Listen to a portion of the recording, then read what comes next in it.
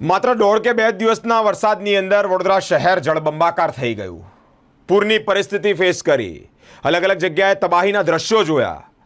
કોણ વારે આવ્યું એ મધ્યમ વર્ગના લોકોની કે જે લોકોના ઘર આખા ડૂબી ગયા, ઝૂંપડા તણાઈ ગયા, ખાવાની વાત તો દૂર, પાણી પણ નથી મળ્યું. મિત્રો, એવામાં સામાજિક સંસ્થા એટલે કે NGO બધી ઘણી બધી કામે લાગી. ઘણા બધા લોકોની માટે ભગવાન દેવદૂત બન્યા.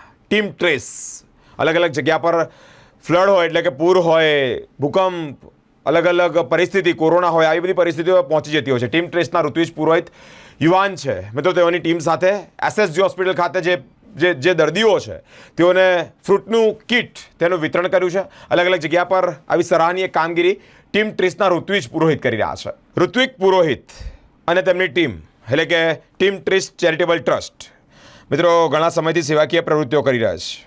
દોઢ દિવસના વરસાદની અંદર વડોદરા શહેરમાં જળબંબાકાર થઈ ગયું, ત્યારે જરૂરિયાતમંદ લોકો કે જે SSG હોસ્પિટલમાં સારવાર લઈ રહ્યા છે, બાળ સંજીવની કેન્દ્ર તથા SSG હોસ્પિટલમાં ઘણા બધા એડમિટ દર્દીઓને દૂધ વિતરણ કરવામાં આવ્યું, સાથે ફ્રૂટની કીટનું વિતરણ કરવામાં આવ્યું. મિત્રો, 150 થી 200 જેટલા બાળ દર્દી અને 300 જેટલા જરૂરિયાતમંદ લોકોને એટલે કે હોસ્પિટલમાં જ તે લોકોને સુવિધા પૂરી પાડવામાં આવી છે.